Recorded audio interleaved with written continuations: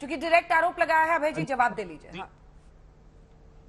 जिन मां का जिक्र किया है ना, जिस सत्ता की भूख के लिए एड़ी चोटी रगड़ रहे हैं, उन्होंने एक क्षण में उस पद को त्याग करके त्याग प्रतिबिंबित किया। उस परिवार ने अपने प्राणों को आहूत कर दिया इस तिरंगे के लिए, आजादी के पहले भी और आजादी के बाद भी। डोकला में क्या हुआ? हिंदुस्तान को कैसा धोखा दिया। बाद में 5 मार्च 2018 को आपने बताया लोकसभा में तत्कालीन रक्षा मंत्री निर्मला सीतारमण ने कि वहां पर चीन ने परमानेंट मिलिट्री इंफ्रास्ट्रक्चर बना दिया। चीन को सिर्फ सरहदें ही पार नहीं कराई, व्यापार की हदें भी पार करा दी। आजाद भारत के इतिहास में पहली बार हुआ कि $100 बिलियन का इंपोर्ट कर दिया। और 2016 का भारतीय जनता पार्टी का ट्वीट भूल गए। कम्युनिस्ट पार्टी ऑफ चाइना के खर्च पर चीन की यात्रा की और कहा कि भारतीय जनता पार्टी और चीन की कम्युनिस्ट पार्टी का व्यवहार एक जैसा है। नहीं विश्वास हो तो उठाकर देख लीजिएगा भारतीय जनता पार्टी के ट्वीट को। हम पर आरोप लगाना बंद कर दीजिए। कहा कि आप बिल्कुल सही कहा, 2002 तक आपने तिरंगा नहीं फहराया। हमने तो प्रधानमंत्री जी का आदेश को सर आंखों पर रखा, अपनी डीपी पर तिरंगा लगाया। क्यों राष्ट्रीय स्वयंसेवक संघ ने अपने सोशल मीडिया पर तिरंगा नहीं लगाया? मैं उस विवाद में नहीं पढ़ना चाहता, ये उनका विवेक है, वो चाहे नहीं फहराए। लेकिन ये बात सच है कि हिंदुस्तान की आजादी के तत्काल बाद ऑर्गेनाइजर ने लिखा कि ये ध्वज हमारा राष्ट्रीय ध्वज नहीं है। अरे जो भगवा ध्वज है वो भारत की सनातन धार्मिक आस्था का केंद्र है और हमारा तिरंगा देश की अस्मिता का केंद्र है। दोनों में प्रीत हो सकती है, प्रतिद्वंदिता नहीं। आप उन दोनों को भी लड़ाने की कुचेष्टा करते हैं। न भारत के धर्म में आस्था रखते हैं, न भारत के ध्वज में आपके संस्थानों ने आस्था रखी। इसलिए ये प्रश्न जायज है पूछना। लेकिन हम फिर भी प्रधानमंत्री जी की बात मानकर प्रत्येक घर पर तिरंगा फहराएंगे और जो अपेक्षा प्रधानमंत्री जी से है उसकी भी प्रतिपूर्ति की अपेक्षा करेंगे। क्या ये बात सच नहीं है कि चीन हमारी सरहद के अंदर घुसकर बैठा है? क्या ये बात सच नहीं है कि चंद धन्ना से 1002 करोड़ रुपए कमा रहे हैं? 142 लोगों ने 30 लाख करोड़ रुपए इस महामारी की विभीषिका में कमा लिए। 84 करोड़ लोग गरीब हो गए। 12 करोड़ लोगों के रोजगार से हाथ धोने पड़े। ये बात सही नहीं है। अगर इनकी मांग करते हैं तो आप कहते हैं देशद्रोही, तिरंगे का अपमान। अरे इसमें तो तिरंगे का स्वाभिमान छिपा हुआ है। हम उस स्वाभिमान की बात इस देश के सम्मुख रखना चाहते हैं। तो आपका योगदान बता दीजिए। जब मातंगी हाजरा अपने प्राणों को आहुत कर रही थी 1942 में, तब भारतीय जनता पार्टी के बुनियाद के पत्थर भारत छोड़ो आंदोलन के खिलाफ श्यामा प्रसाद मुखर्जी। ये बात तो महबूबा मुफ्ती भी कह रही हैं। ठीक है, इसका जवाब ले लेते हैं। ये बात महबूबा मुफ्ती भी कह रही है। संबित जी प्लीज छोटा जवाब दीजिएगा, मुझे राव भट्ट साहब के पास और अजय जी के पास जाना है। वो भी कह रही है कि कांग्रेस और भारतीयों ने देश को आजादी दिलाई, ये हाईजैक कर रहे हैं। चलिए, बहुत अच्छी बात है। महबूबा मुफ्ती जो तिरंगे को कंधा देने वाला कोई नहीं मिलेगा, उसके साथ अगर ये कांग्रेस वाले खड़े हैं तो उसका जवाब वो देंगे।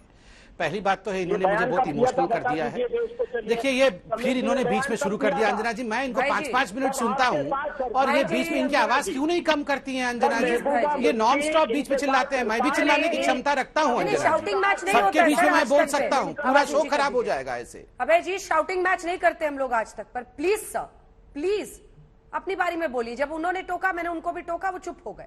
नॉन स्टॉप मत बोलिए ना सर, आपके बीच में किसी ने नहीं बोला था, प्लीज। देखिए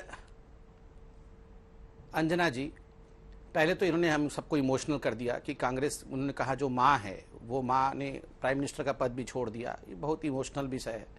ये जो त्याग की मूर्ति सोनिया गांधी को बता रहे हैं, अभी 5,000 करोड़ के गबन के केस में वो बेल पे बाहर है, तो सबको पता है। दूसरा विषय इन्होंने कहा कि ना हम धर्म को समझते हैं, सनातन धर्म को, ना हम देश को समझते हैं। ये समझाएंगे हमें धर्म क्या होता है?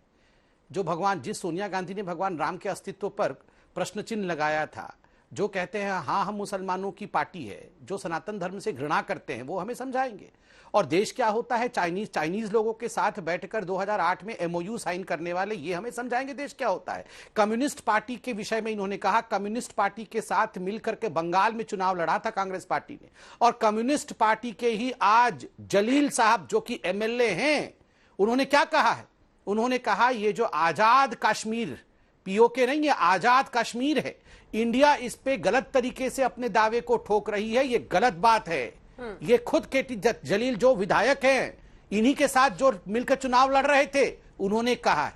देखिए कांग्रेस पार्टी को तिरंगा नहीं लहराना है, हम बाध्य नहीं कर सकते, मगर एक बात याद रखिए अंजना जी, ये जनता जनार्दन है। जिस प्रकार की ये चिल्ला चोट कर रहे हैं, आप यही राहुल गांधी की बयान को देखिए। यूनाइटेड नेशन ने ठीक है। राहुल गांधी ने ठीक उससे पहले सर्जिकल स्ट्राइक के बाद और आर्टिकल 370 के एब्रोगेशन के बाद राहुल गांधी ने कहा था कि 1000 कश्मीरियों की मौत हो गई क्योंकि आर्टिकल 370 एब्रोगेट हो गया। अगले दिन यूनाइटेड नेशन में इमरान खान ने एक डोसियर दिया था कि खुद राहुल गांधी हमारी बात का समर्थन कर रहे हैं कि आर्टिकल 370 एब्रोगेशन के बाद 1000 कश्मीरीज हैव बीन किल्ड, जो कि एक फेक न्यूज था। तो राहुल गांधी, इमरान खान, राहुल गांधी, चाइना, ये एक टेंडेम में एक साथ अपने स्वार्थ के लिए काम करने वाले लोग हैं। आपको तिरंगा नहीं फहराना है, मत फहराइए, मगर बरगलाने का काम कम करिए। राव भट्ट साहब, आपसे सवाल है, तिरंगे को कंधा देने वाला कोई नहीं मिलेगा से लेकर अब वो तिरंगे के महत्व को बता रही है खुद कि संघर्ष और बलिदानों की कहानी है ये तिरंगा। लेकिन जब वो ये कहती है कि घाटी में बीजेपी लोगों पर जबरदस्ती करके उन्हें खरीदवा रही है, घरों पर झंडा लगवा रही है, तिरंगे को हाईजैक कर रही है, तो इसका क्या अर्थ है? हर घर तिरंगा एक अभियान है, कौन किसको जोर जबरदस्ती से खरीदवा रहा है? देखिए अंजना जी, 70 साल की जो हिस्ट्री है वो हमारे सामने है कि हमेशा लोगों ने सम्मान किया है, हमेशा ऑनर किया है तिरंगे का। वो और उसके साथ साथ अगर हम देखते हैं कि जब कहीं पर अपमान हुआ तो वो सबके सामने है। जो बीजेपी के आइडियल है, जो बीजेपी के गुरु है, चाहे वो आरएसएस के बड़े नेता है, आज भी हम देखते हैं कि अगर कहीं पर अपमान होता है तिरंगे का, वो वही लोग करते हैं, वो आज भी उसको ऑनर नहीं करते हैं।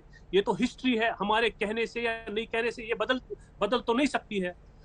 या जहां तक यहाँ जम्मू कश्मीर का ताल्लुक है, हमने तो हमेशा ऑनर किया है, चाहे 15 अगस्त था, चाहे 26 जनवरी था। हमारा ये मानना है कि जोर जबरदस्ती अगर किसी जगह हम तिरंगे को सम्मान करते हैं, वहां कॉर्डन ऑफ करने की जरूरत नहीं है, वहां सिक्योरिटी फोर्सेस को लाने की जरूरत नहीं है। लोग खुद निकलने चाहिए, लोग खुद सम्मान करना चाहिए। उसके लिए जरूरत है कि लोगों के जो हुकूक है उन्हें रेस्टोर करने की जरूरत है। लोगों के साथ जो ज्यादतियां हो रही है वो बंद करने की जरूरत है। हमारा ये मानना है कि लोग गुर्बत में बस पिस रहे हैं, वो गुर्बत को दूर करने की जरूरत है।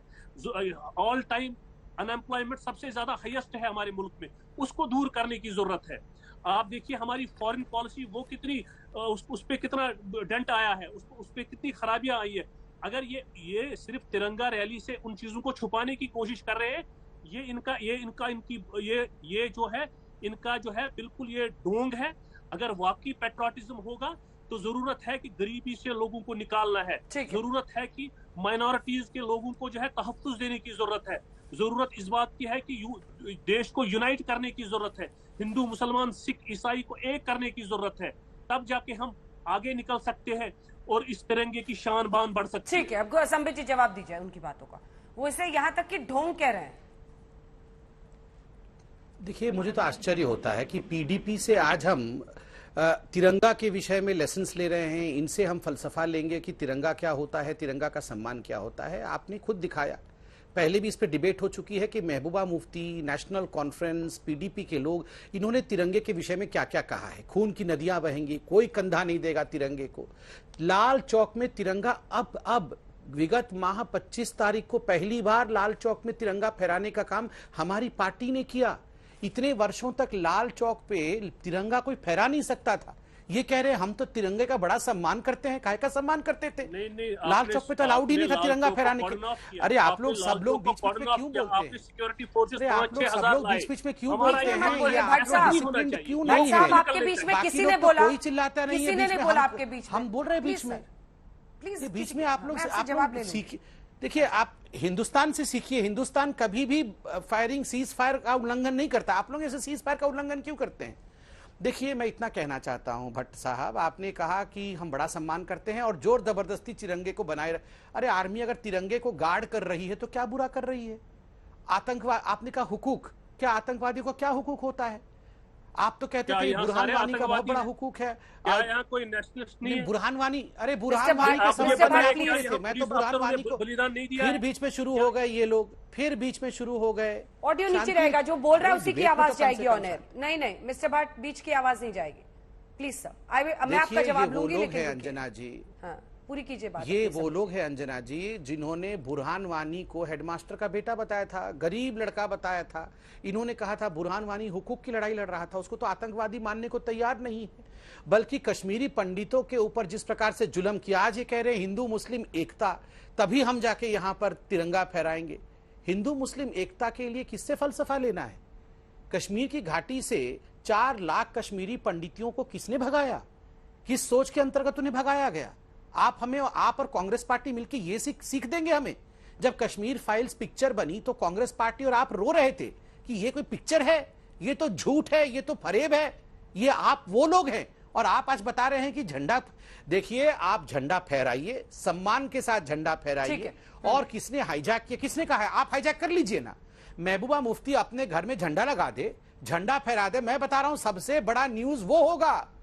हम अपने घर में झंडा फहराएंगे, उससे बड़ा न्यूज अगर महबूबा मुफ्ती, नेशनल कॉन्फ्रेंस के उमर अब्दुल्ला, फारूक अब्दुल्ला, ये सारे लोग मिलकर अपने घरों पे झंडा फहराएंगे तो ये तो इंटरनेशनल न्यूज होगा।